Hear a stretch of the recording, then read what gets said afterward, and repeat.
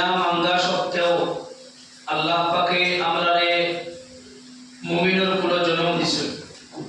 যদি আল্লাহ পাকে চাইতা আমরারে মুমিন না বানাইয়া অন্যান্য ধর্মাবলম্বী মানুষের জন্ম দিতে পারতাম।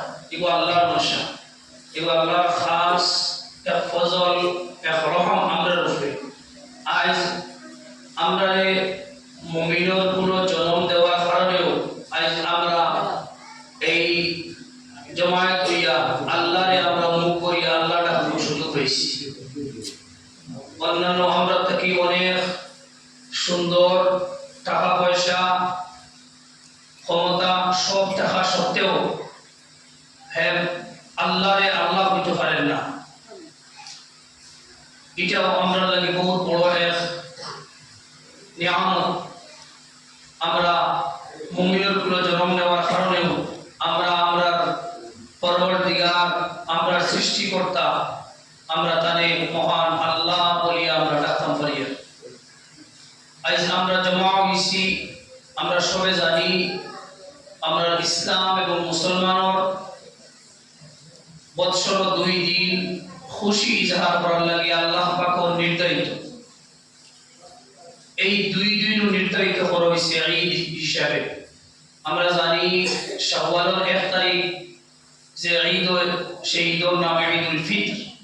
আর জিলহজ 10 জিলহজ আজকে যে ঈদ আমরা সামনে আমরা উদযাপন আমরা ঈদের খুশি মানাইবার লাগে আমরা 2 রাকাত ওয়াজিব নামাজ পড়ার লাগে একত্রিত হইছি। এই ঈদের নাম ঈদুল আযহা। এই ঈদুল আযহা এবং ঈদুল ফিতর এই 2 ঈদ আমরা শরীয়তের বিধিবিধানের ভিত্তিতে তাকিয়া প্রথমে আমরা 2 রাকাত ওয়াজিব নামাজ অতিরিক্ত সলাত তাকবীরের সহিত আদায় করে আমরা খুশি ইজহার করি। আমরা সামনে এই ঈদ এসে আমরা উদযাপন করার লাগিয়া ঈদের নামাজ আদায় করার লাগিয়া আমরা একত্রিত হইছি। আল্লাহ পাকে আমরা সামনে যে ঈদ রাখছো, এই ঈদ হইল গিয়া ঈদুল আযহা হইল গিয়া মানুষের আত্মার পরিচিতি লাভ লাগিয়া। ঈদুল আযহা হইল গিয়া আমরা জানি নির্দিষ্ট কুরবানি হল জন্তু খরচ কিতা কারণে নির্দিষ্ট কুরবানির টাকা পয়সা খরচ করিয়া জন্তু কুরবানি করা একমাত্র আল্লাহ পাকে মুমিনের দিলর পরীক্ষা, দিলর ইয়াকিন এবং বিশ্বাস পরীক্ষা করার লাগিয়া। আমি প্রথমে কোরআনে কারীম থেকে আয়াতে কারিমা তিলাওয়াত করছি, ইয়ানালাল্লাহ লুহুমুহা ওয়ালা দিমাউহা। আল্লাহ পাকে খুদরা মানুষের যে জন্তু জবাই করে কুরবানি করে আল্লাহ পাকের না তার এই জন্তুর রক্ত না তার এই জন্তুর মাংস আল্লাহ পাকের জরুরত খুদরা না।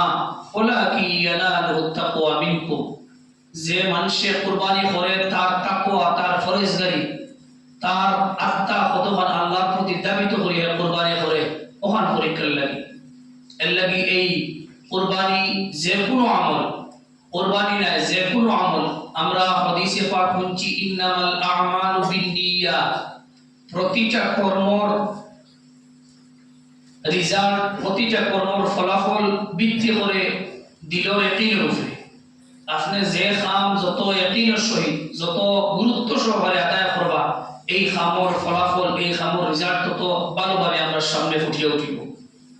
এই কুরবানি সেই রকম যে মুমিন মুসলমানের দিলর ইয়াকিন এবং বিশ্বাস আল্লাহর উপরে। আমরা জানি এই কুরবানি খান থেকে এই কুরবানি প্রথমে আওলাদের উপরে আল্লাহ পাকে হযরত ইব্রাহিম আলাইহিস সালাতু ওয়াস সালামের উপরে আল্লাহ পাকে নির্দেশ করলেন তান আওলাদ তার লক্ষ্যে জিগর যে আওলাদ 80 বছরের উপরে আল্লাহর কাছে মানতে মানতে খুঁজতে খুঁজতে যে হযরত ইসমাঈল আলাইহিস সালাতু ওয়াস সালামের ফয়সালা আর ইসমাঈল আলাইহিস সালাতু ওয়াস সালামের পাওয়ার পরে যে সময় আল্লাহর হুকুম হয়ে গেছে যে তার এই ইসমাঈল আলাইহিস সালাতু ওয়াস সালামের কুরবানি দেওয়ার লাগি লগে লগে লাব্বাইক হয়ে দেন আল্লাহর ডাক রাজি হইছে।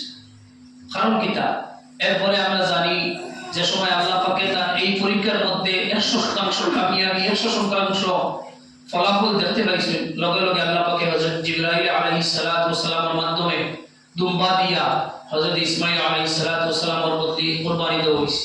ওই সময়টা কিয়া জন্তু কুরবানির লাগিয়া নির্দেশ করা হয়েছে।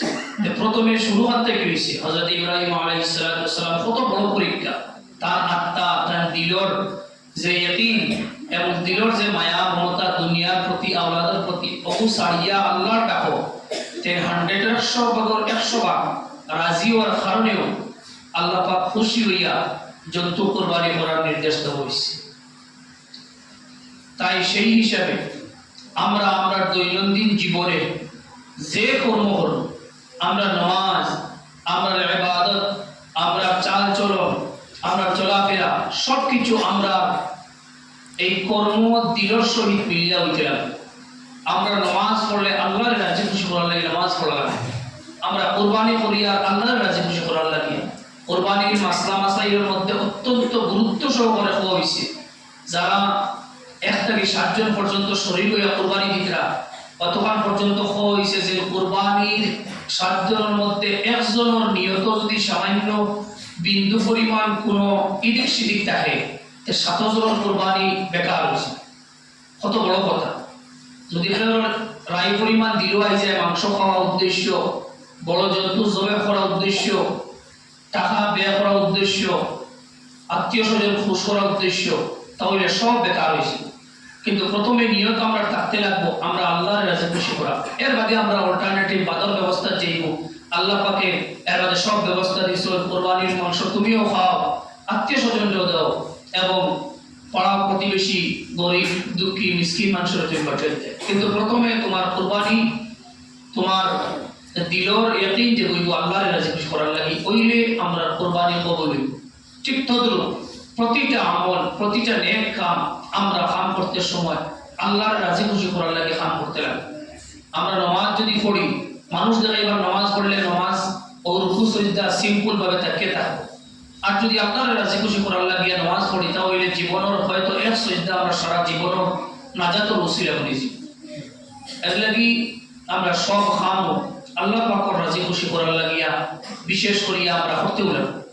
আর এই ঈদ, এই দিন, এই কোরবানি সব কিছু আমরা সামনে আমরা নবী তার জীবন জলাঞ্জলি দিয়া, জীবনে দুঃখ কত নানান সমস্যা নানান সেতামারা খাইয়া এই দিন যে আমরা সামনে সুন্দরভাবে উপস্থাপন করিয়া গেছে, এই দিন যে বাঁচাইয়া রাখা আমরা লাগে জরুরি।